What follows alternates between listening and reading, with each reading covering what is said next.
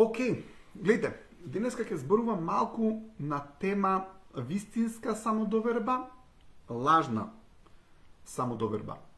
И ќе објаснам поврзано со тоа малку повеќе. Гледайте, имате луѓе кои што имаат свое јас и кои што го имаат своето јас и самодовербата на многу убав начин, на многу здрав начин. Но што значи тоа да го имаме своето јас на здрав начин? А и прво ќе ви кажам како е да го имате вашето јас на помалку здрав начин, да не речам нездрав начин, ама помалку здрав начин, така да речеме. Има еден начин како знаете дека има луѓе околу вас кои што немаат добро јас на здрав начин или помалку здрав начин, а тоа имате луѓе кои што имаат многу нејако изразено его. Кога имате луѓе кои што имаат многу јако изразено его, обично имаше една многу убава сликовит опис. Его е еднакво еден врз знаење. Его е еднакво еден врз знаење. Што значи, секој човек кој што има помало знаење, има многу поголемо, ајде така да кажам, его во однос на тоа. Но ако имате некој човек кој што има помало его, ајде така да кажам, да се изразам, тогаш тој има поголемо јас, у смисол на тоа дека е поголем, во смисол дека може да има поголем простор во однос на другите луѓе. Сега, кога зборевме за тоа што значи да бидеме ние, што значи тоа да бидеме свој, стварно свој. Кога ќе речеме да сме стварно свој, ајде да кажеме, значи, овдека е некој кој што има его, јас, тука е некој кој што има јас, ама не его, него го има вистинското јас, фактички има вистинската самодоверба, поради тоа што овој кој што го има неговото его и само он не верува многу на околината, не верува многу на луѓето, затоа што он дури е исплашен околината да влие врз него, затоа што тој човек не е многу флексибилен во умот да види други страни, да прифати други работи, поради тоа што он е цврсто солидифициран во неговата исправност, фактички има фикс идеи. Ама кога имате луѓе кои што се со вистинското јас, здравото јас, каде што има он самодоверба, он не се плаши од околината и не се плаши дали ќе биде променет од околината на убав начин. Сега ќе објаснам малку. Кога имате тој човек кој што е на високото јас, ајде да кажеме овдека би било тоа некаде на скалата на емоции. Во жолтивето не, овој што го има многу јако его, тој би бил некаде тука, да кажеме, би флуктуирал, би се движал. Само он, не верува на околината, поради тоа што околината каже нешто, не може да го разубеди, поради тоа што не верува на околината и не сака да биде разубеден, поради тоа што се плаши од околината и се плаши околината да го смени него. Затоа е нефлексибилен. Ама, гледате, умот во добра состојба, он е флексибилен, он има ширина, душата во добра состојба, она е флексибилна, она има ширина и она може да се промени, поради тоа што имате некој човек кој што никогаш нема да се го смени сопственото мислење. Гледате, тој е во таа цврстина на ја. Имате друго ја, кој што е над тоа ја, каде што човекот не се бори за сопствениот идентитет, не се бори за неговото ја. Он е, ама не се смета себе си за важен. Он нема тука чинови да рече јас сум тој главниот. Не. Он едноставно знае дека е он. Он нема што да се бори за сопствениот идентитет, он нема што да се бори за сопственото ја. Он знае дека го има. Сега, тој човек има флексибилност. Он дава простор на другите луѓе, сака да им помага на другите луѓе, но и другите луѓе може да му помогнат на него.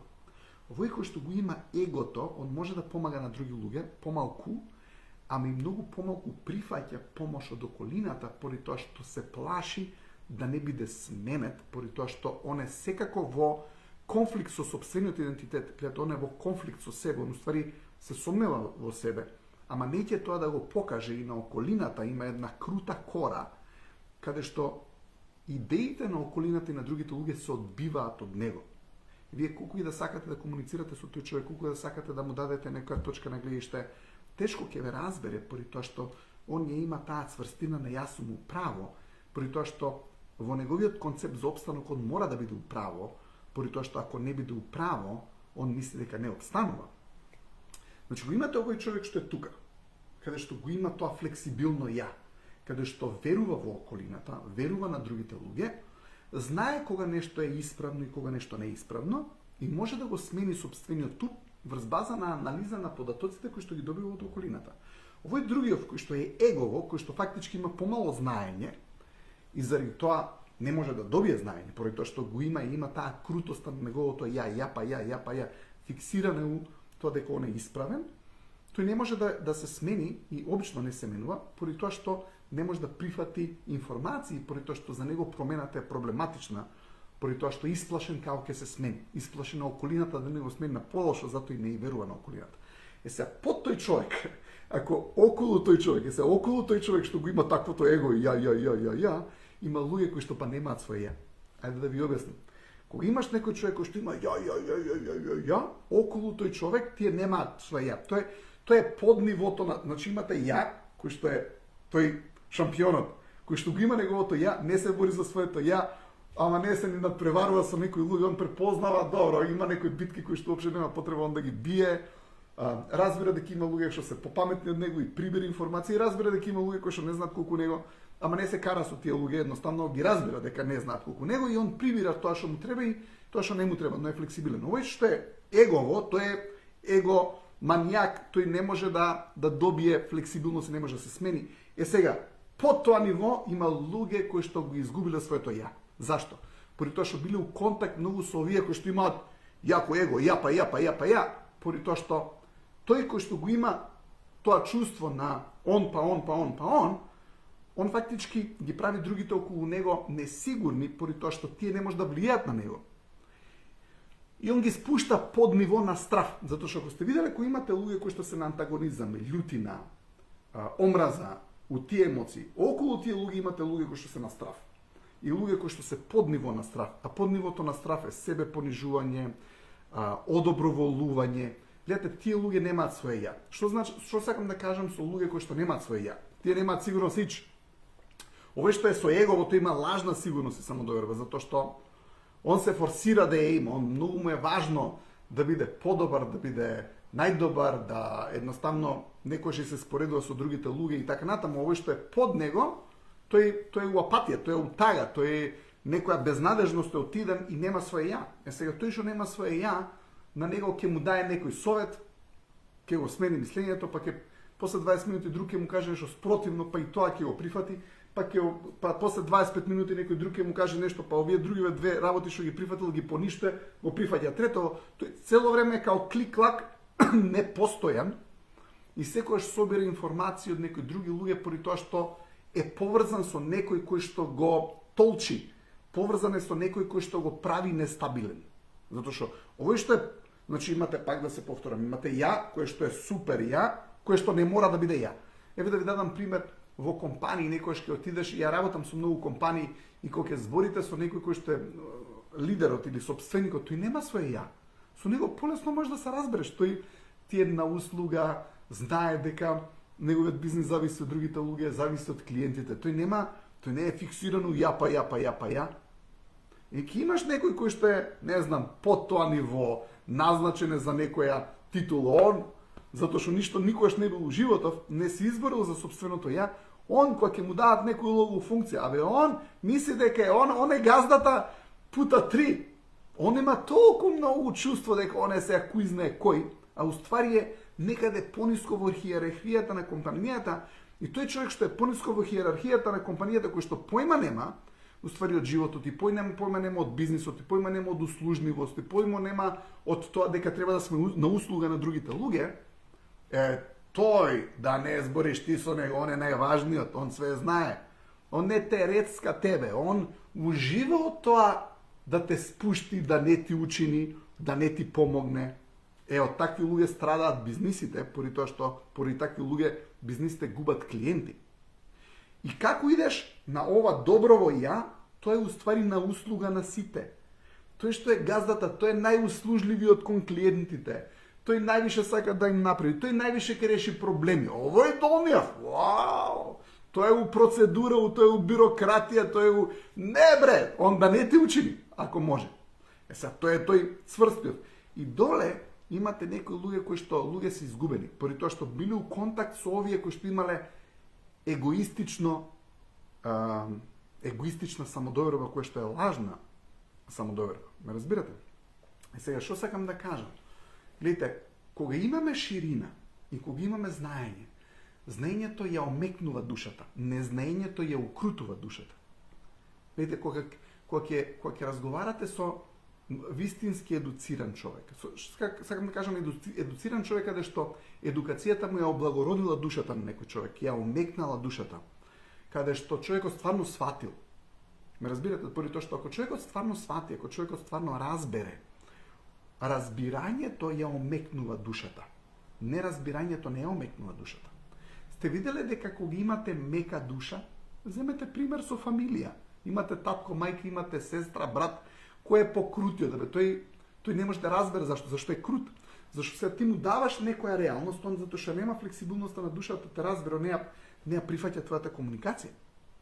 И он ја одбива твојата комуникација, ти страдаш од неразбирањето кој што имаш со тој човек. И затоа се чувствуваш тажен, затоа се чувствуваш нерасположен, при тоа што не можеш да ја пренесеш комуникацијата, при тоа што нема ширината за таа комуникација да биде абсорбирана и твојата реалност да биде сватена. И затоа не се чувствуваш убаво. Но кога ќе видиш некој кој што има помека душа, тој човек може да признае дека сгрешил. И тој човек што признава дека сгрешил, тој ја облагороднува уште повеќе душата со самото тоа што признава дека сгрешил. Затоа што луѓето кои што знаат и кои што душичката има омекната, на него му е многу лесно да признае дека сгрешил. Зашто не се бори за сопственото ја. Зборот его доаѓа од грчки его, што значи јас. Ја. Он вика ја, ама и ти. Сега ако речам јас, ама и ти, тогаш имаме диалог и тогаш имаме убава комуникација, тогаш имаме убаво разбирање. И кога го има тоа што е на пониското ниво, каде што го има тоа его, он, ама не ти, со тој човек потешко ја се разбереш поради тоа што ја нема ширината на умот и на душата да дојде таму твојата реалност, и поради тоа што ја нема таа ширина, он останува на истото ниво, тоест пропаѓа. И оди подоле и подоле и подоле и подоле. А поради тоа што, видите, он не може да собере простор, зашто од каде душата доаѓа до простор? Душата доаѓа од простор ако може да увиди каде сгреши. Сега да ви кажам една интересна работа. Кога имате некој човек кој што никад не признава дека сгрешил, тој човек не може да ја прошири сопствената душа. Затоа што концептот дека сме сгрешиле и дека не сме презеле одговорност и дека сме можеле подобро да ги направиме работите и самото увидување дека можеме да направиме нешто подобро или дека не сме ние биле секогаш во право, тоа увидување ја зголемува нашата душа, го зголемува нашиот ум, фактички ни дава простор и не прави повеќе душа. Но тој што не може да види дека сгрешил и никад не е он крив и никад он не сгрешил, он го нема капацитетот да ја зголеми својот ум и својата душа, за да може да види твојата реалност и да види твојата вистина. И затоа се чувствуваш тажен во врска со комуникација со тој тип на луѓе, поради тоа што никош твојата вистина не е видена. Но ако си постојано околу тој човек каде што вистината не ти уважена и не ти е видена, ти почнуваш да доаѓаш во тага, во разочараност, во апатија и почнуваш да доаѓаш да уопште не ти е ни важно за тебе и за твоето ја. И почнуваш да стануваш тој човек кој што е уствари у конфузија во животот. При тоа што еден ќе му каже нешто да, друг ќе му каже нешто да, он нема своја вистина, при тоа што вистината не му е уважена и вистината не му е прифатена. Ме разбирате што сакам да кажам? Сега сакам да ви кажам нешто друго. Гледате, кога имате некој човек кој што, например во меѓучовечките односи, ајде да го земеме бракот, ајде да ги земеме релациите, ајде да земеме дечко-девојка.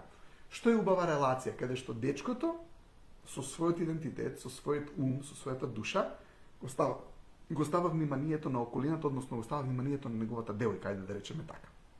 И сега он мисли за неа. И сака да ја помогне на неа.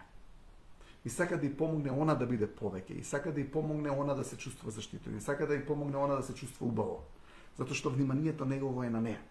Замислете кога би имало нејзиното внимание да биде на него. Тогаш огинот на љубовта секогаш ќе гори. Ама кога овие вниманија и овие емоционални зрелости ги нема во една релација, тогаш и љубовта ја снемува постепено поради тоа што љубовта не може да опстане без социјални вештини, комуникатски вештини, емпатичност, заинтересираност за друг човек, фактички одговорност за другиот човек. Не може да опстане љубовта поради тоа што љубовта е љубов, тоа е емоција, ама таа не трае ако човекот околу неа ги нема сите овие други вештини кои што ги зборуваме, пред се комуникатски вештини, одговорност, увидување каде човекот греши, дека човекот не мора да биде управо, него ајде да видиме што е исправно, затоа што кога имате некој човек кој што секогаш сака да е управо, никош не гледа што е исправно. Секој човек кој што го има тоа, јас сум управо, ја, его, он нема концепт да види вистината и исправноста, него он сака да биде управо. И само неговата вистина е вистина, а другата вистина не е вистина. Сега, кога го имаме ова чувство на, ајде кажеме, момчето сака да даде внимание на девојката, што е прекрасна релација. Што е прекрасна релација, каде што идентитетот, односно дечкото, сака да го подобри идентитетот на девојката, има посветеност на таа релација, заинтересиране за неа, сериозен е во врска со релацијата, едноставно не ја крие девојката, сака да ја покаже девојката и обратно, така и девојката кон самото момче. Сега, ако имате таква релација, кога имате внимание од момчето ставено на девојката, во овој конкретен пример, замислете сега девојката да не може да прифати помош. Значи, што е одговорност? Одговорноста е моето внимание оди во просторот на другиот човек. Така, дечкото го става вниманието на девојката и он влегува во просторот на девојката. Но девојката, што значи просторот на девојката? Просторот на девојката значи што она сака. Што е тоа што нам е потребно? Каков тип на љубов она сака? Што е тоа што го бара од дечкото и така натаму? Но, гледате, просторот на девојката е и незината фамилија. Мајката, таткото, сестрата, братот, може би има внука. Гледате, и се момчево неизино, ако остави вниманието на целиот тој неизин простор, вклучувајќи не само неа, него мајки, татко и внуците, братот, сестрата и така натаму и се грижи за сите нив, тогаш он е во просторот на неговата девојка. Тој е шампион. Сега замислете, девојкава влезе во просторот на дечкото. Што значи тоа? Другарите му се важни. Не знам, он сака, појменем, што и да сака он. Има сестра, има фамилија и она го има вниманието на неговиот тим. Вау! Ете ги тие внимание кои што ќе го заштитат огнот од дождот на невремињата, кои што неминовно ќе се случат во релациите. Сега, кога го има тој дожд, ако го нема ова внимание, еден врз друг, тогаш ова внимание прави еден тип на настрешница, каде што огнот ќе продолжи да гори. Огнот на љубовта ќе продолжи да гори, ако еден и друг имаат внимание, дечково на универзумот на девојката, девојката го има вниманието на универзумот на дечкото, и оно што се случува, огинчето на љубовта продолжува да гори и гори силно, поради тоа што е заштитен тој огин од други работи, кои што не се поврзани конкретно со хемикалија на љубовта, ајде да речем, него со душевните карактеристики, умствените карактеристики на двете битија. Но што ќе се случи доколку дечкото сака да влезе во просторот на девојката, ама девојкава е крута и она не дозволува да ја биде помогнато, или она е критична кон дечкото? Што ќе се случи со дечкото? Дечкото ќе оповлече неговото внимание. И она што ќе се случи, он ќе стане помалку он. Затоа што ние како душа сме простор. И сега, ако девојката не е внимателна, да свати дека дечково како дечко, он сака да ја помогне на девојката, сака да ја даде совет на девојката, сака да ја учини. Секако многу е важно како и дечкото го прави тоа, разбирам, но ајде да кажеме, он го прави со добра намера, он го прави на добар начин, ама девојкава има даден тип на карактер каде што не ќе да ја биде помогнато, каде што она е попаметна, она не прифаќа даден тип на сугестија од него и така натаму и така натаму. Што ќе се случи со дечково после еден обид, уште еден обид, уште еден обид, уште еден обид, она што се случило, дечкото почна да се повлекува поради тоа што, особено ако она почне да го критикуваш, затоа што е критиката?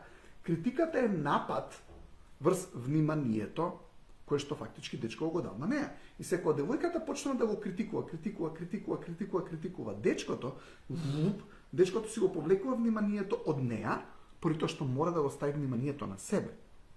И она што се случува, еве еднава настрешница, од неговата страна е повлечено вниманието. Она сега се чувствува па неубаво, поради тоа што он веќе не обраќа внимание. И она сега е тажна, и она сега е љута. Зашто не обраќа внимание? Ама она несвесно можеби допринела на тоа дечкото да го трне вниманието од неа. Е сега она поради тоа што е љута, и она својата настрешница ја трга. И сега гледате, она што било како една купола на свод, на некој тип на настрешница, која што огинот на љубовта го заштитувала, сега дечково го тргнал вниманието, девојчето се вика, он нема внимание на не се грижи за мене. Ама може би она несвесно тоа го направила преку критики, негодувања, наоѓање на замерки. Дечко се повлекол, сега она му е љута зашто не повлече, она го повлекува незиниот дел од настрешницата. И еве сега олујата од невремето наречена живот почнува да го гаси огинот на љубовта. Многу едноставно. Е сега, што е одговорност? Одговорност е човекот да продолжи да комуницира на убав начин за работите зошто нештата се дојдени до тоа дередже или до тој момент дечково да го повлече вниманието, девојкава да го повлече вниманието, да еднаш настрешницата која што го заштитувала огинот, ја нема и сега невремето на животот го изгасила нивниот огин наречен љубов. Но огинот сам ќе почне да се појавува назад воколку човекот, едниот од двајцата или подобро двајцата, почна да ја враќаат комуникацијата за вистината нивна за тоа што се случило. Но ајде сега да се вратиме на триве типа на самодоверба. Го имате човеков кој што ќе рече, добро, јас можам да признам дека сум сгрешил, да ја можам тоа да го видам, можам тоа да го видам. И се девојка му вика, ама ти тоа го утнав, да го утнав. Или дечко, и вика, ама ти тоа го утна, и девојче вика, да, го утнав тоа, знаеш, извини, ја можам да сватам дека тоа го утна. Ама девојче му кажува на дечко што он утна, он е управо. Не признав. Или обратно, дечко и комуницира на девојка, слушај, да, ја го гледам тоа дека го утнав, знаеш што, можам тоа да го коригам, знаеш што ти го утна, како да не, јас сум утнал. Не. Се гледате, тука има проблем, поради тоа што се ја немаме вистината, ја немаме комуникацијата, за да се дојде до вистината која што ќе ги спои повторно луѓево и ќе ја врати на стрешницата на љубовта. Односно на стрешницата која што ќе ја заштити огинот на љубовта. Но ако имаме даден тип на ситуација каде што едниот човек не сака да увиди, не сака да коригира, не сака да сгреши. Затоа гледайте, што кажав претходно. Човекот од каде доаѓа душата, од каде доаѓа до простор. Доаѓа до простор ако може да свати каде стварно сгрешила. И кога една душа ќе увиди каде стварно сгрешила, и кога ќе го коригира тоа, он има повеќе простор. Тоа ја, кој што го зборувам за здравото ја, кој што гледа дека е управа, не гледа и дека не е управа. Ова другово его, тоа не гледа дека е укриво. Под тоа ниво имате луѓе кои што обсесивно признава дека се они у грешка, не затоа што мислат дека стварно сгреши, него зашто се у страв, зашто се на одоброволување, зашто се на себе понижување. И тој мора да признае дека сгрешил, затоа што му е страв да не изгуби нешто, му е страв да не се отиде нешто од него, и он мора обсесивно да признава дека сгрешил, при тоа што е толку ниско, толку нема самодоверба, толку нема интегритет, толку нема своја вистина, да он мора да признае дека е крив, за да уствари он како викан да нема проблеми. Ама тој цело време ќе има проблеми, затоа што фактички не ја соочува вистината на стварната реалност, на стварната вистина. Но гледате, ако имате некој човек кој што е на ова ниво на ја, кој што има стварно сигурност и самодоверба, но како ќе знаеш дека си околу тој човек? Затоа што тој човек ќе ти даде тебе сигурност и самодоверба. Ето, околу овој човек со кој што го зборувам со вистинското ја, другата страна ќе има голема сигурност и самодоверба. Околу овој човек кој што го има тоа его, како знаеш, немаш сигурност и самодоверба, затоа што стануваш овој другиот кој што го нема своето ја. Зашто околу човекот кој што е со егото, кој што никад не признава грешка, кој што никогаш нема да увиди каде е утнал работата, околу тој човек имате од овие луѓе кои што се со ова нисково ја, кој што ствари е непостојано ја, кој што е цело време променливо, затоа што е горе-доле со емоциите, тој е како клацкалка емоционална, да е добар, да е лош, да е добар, да е лош, да е добар, затоа што е поврзан со овој кој што е крутиов во неговото его. Поентата ми е дека ние како препознаваме дека имаме простор? Ние препознаваме дека имаме простор затоа што си го даваме сопствениот простор, но им даваме простор на другите луѓе. Ми текно пред 2 лајва зборував за дав пример за некој човек кој што сте имале комшија кој што помагал на сите, кој што бил омилен во уличката, во населбата, затоа што цело време помагал. Тој човек можел да помага и не знал све. Тој бил шампион. Ама неговата жена таа све знаела. И дори му вика, беше идеш само помагаш по куќи. Ајде види го. Шо? Место седиш тука. А он има задоволство од помагање на други луѓе. Ова так. Го стегнал, а таа на никој, таа пола комшилук не знае дека постои со првиот комшија не знае, не отишла никогаш на кафе или што и да е. Ама таа го контролира овој Мекиов кој што има таа порив да помага. Се гледате околу него, околу таа жена, он ќе стане несигурен. Он ако не е околу таа жена, кога е со луѓето на кои што им помага, он е шампион. Ама кога ќе дое дома, може да се чувствува многу нестабилен и може да се чувствува дури и несреќен, поради тоа што не му се валидизирани неговите напори да помогне. Поради тоа што он како помагал, он давал простор на другите луѓе, ама зимал простор и на себе. Видите, кога ќе помогнеме на другите луѓе, она што е интересно, ние имаме простор за нас. Вие ми давате простор. Поради тоа што сте со мене понеделник, среда и петок. За мене тоа е гордост дека сте тука.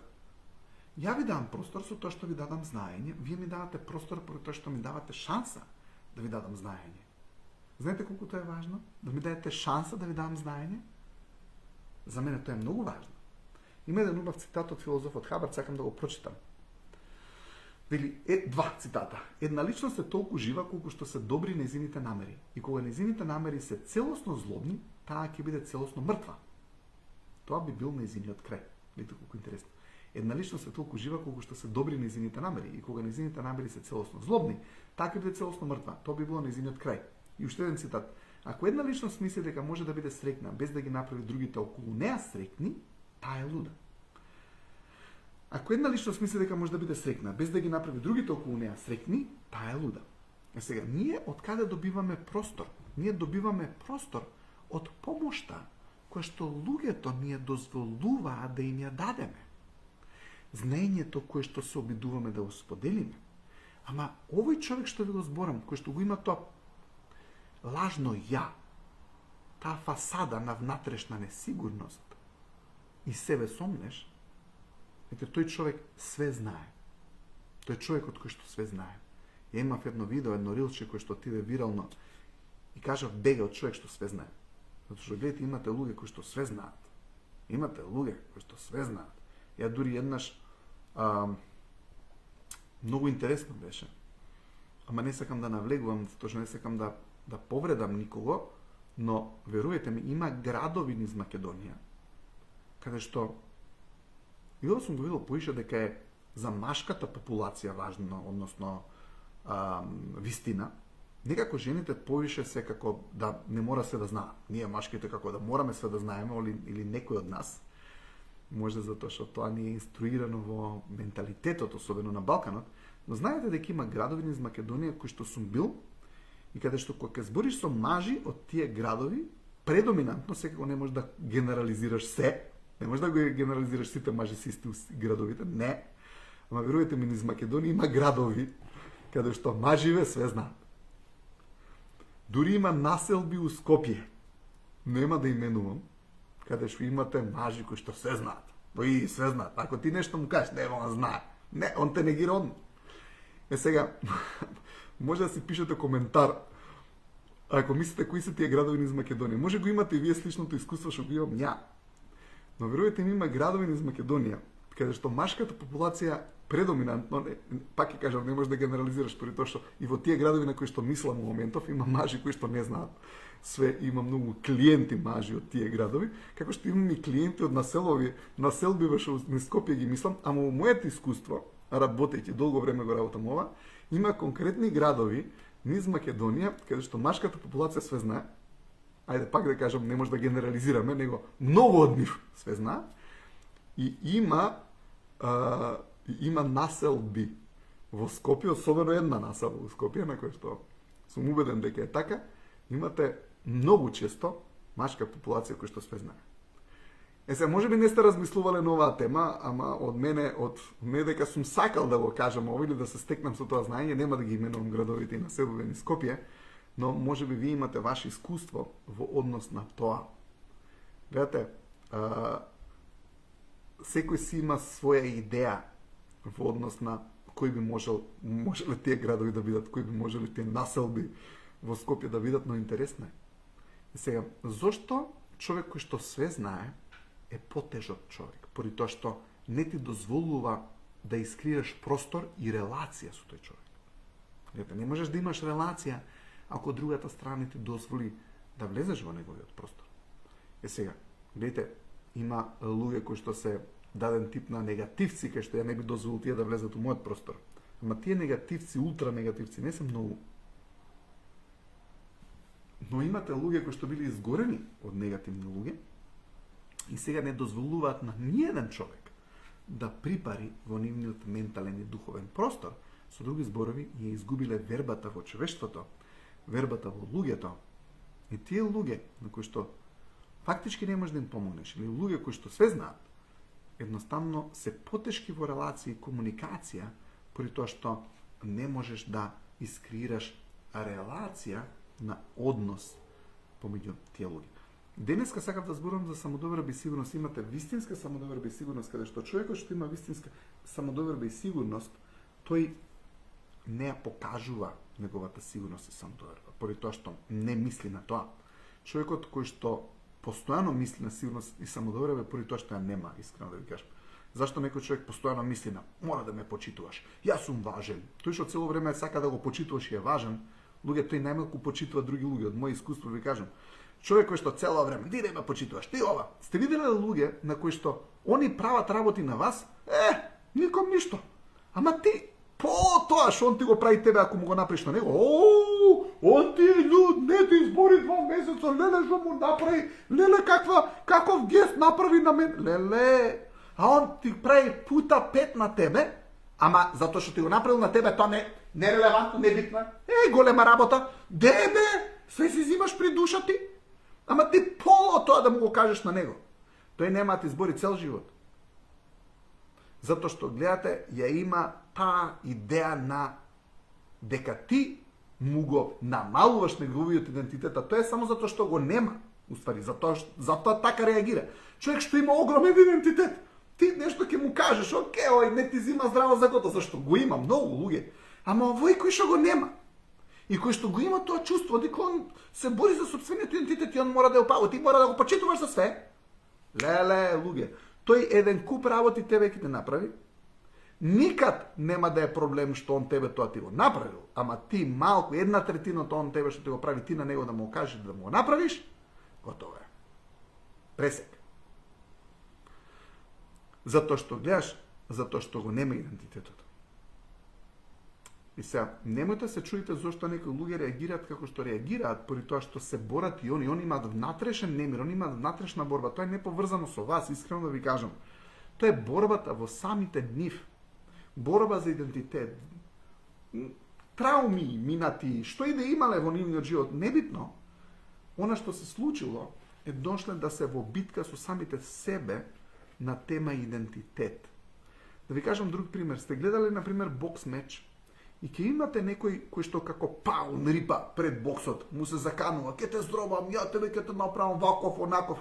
Зашто? А други оваков смирен си го гледа, си каш, види го чудниот овој, што рипа вака. И за тој што е смирениот, тој што победува. Овој што рипа ко паун, ко петел, тој уствари има страв, затоа така прави, затоа рипа ко петел. Затоа што ја нема внатрешната сигурност во тоа што е он. Сега, што ќе ни даде голема ширина на нашето ја? Едукација, читање на книги, себе увидување каде грешиме, затоа што луѓе грешиме, да се разбереме, луѓе сме грешиме. И ако не се огледате каде грешите, не може да добиете простор.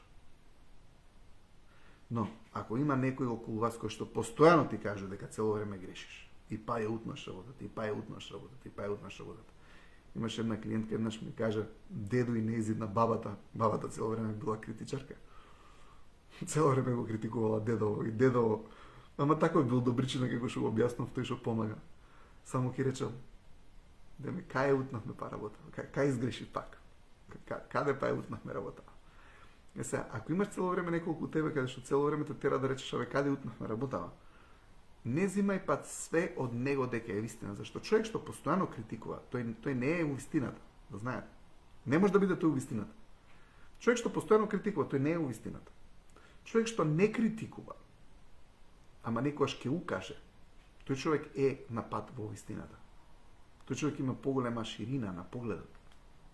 Човек што постојано критикува, уствари, тоа што ви го кажувам, може би делото е вистина, ама огромен дел од тоа не е вистина. Затоа што постојано критикува. Човек што не критикува,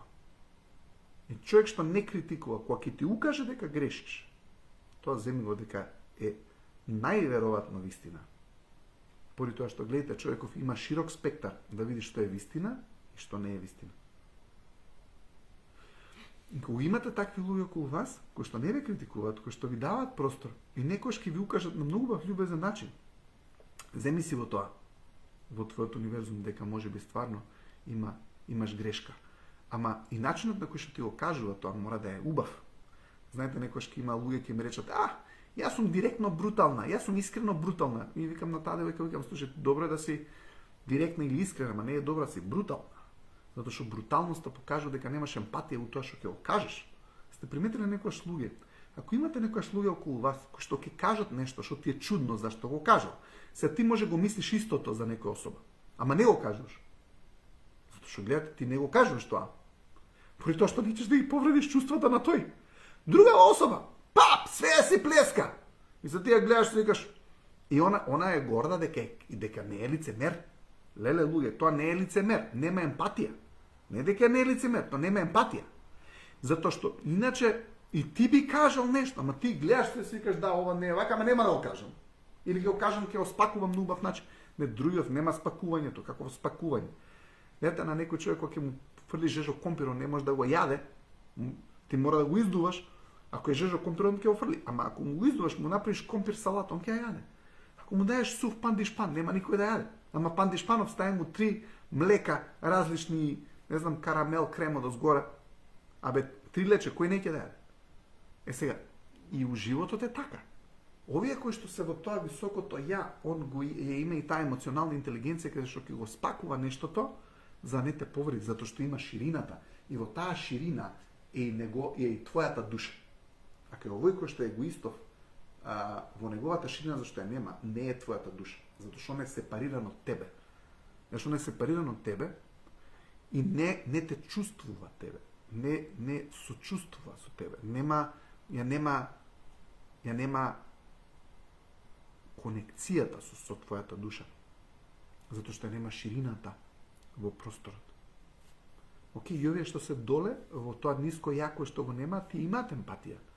Тие се добри луѓе. Ме разбирате, затоа станале такви, затоа што биле под влијание на овие кои што биле со цврстото его, ги скршили и се овие се распарчани. Тоа не е собрано неговото ја, тоа е фрагментирано се. И се тој е мек, ама е фрагментиран и затоа нема свој ја. Мора да се качиме на тоа ниво каде што сме ние и да увидиме што е вистина, што не е, да имате можноста да препознаете вистината, за да можете да едноставно си бидете мирни вие и да знаете кога е до вас и кога не е до вас. Кога човек никогаш не е до него, секогаш е до другите грешката, е утно работа. Така, ако е секогаш до вас, сте можеби на одоброволување. Ако секогаш е до другите, не е до тебе, се надевам дека не сте таму, тогаш можеби сте на тоа ниво на јако его, ама ако сте над тоа ниво, каде што има ширина да знаеш што е вистина за тебе, ама знаеш дека и не си секогаш управо ти, дека можеш некогаш да си подготвиш и се признаеш дека си сгрешил, тогаш си шампион. Затоа што тогаш ја шириш сопствената душа. И секоја кавга со тебе, и секое ново разбирање со тебе, те прави само поголем човек. Затоа што од било која кавга, ова што го зборев на двајцата дечко и девојка, после секоја кавга, ако станат поразбирливи за другата страна, тогаш таа настрешница на вниманието само се зајакнува. И како знаеш дека една релација е добра, кога двајцата луѓе може да дојдат да признаат дека сгрешиле, да увидат другата страна, каде што и едната и другата страна не им е важно дали се управо, него им е важно што е исправно, тие ја градат на стрешницата која што секогаш ќе го заштитува огинот на љубовта. И ако сакате да го заштитите огинот на љубовта помеѓу вас и било кој човек околу вас, размислете ги овие нешта. Може и ќе помогнат. Фала ви што ми помагате, што ме слушате и ми помагате да можам да ви помогнам. Се гледаме повторно петок. Чао. Имајте убава вечер. Фала ви.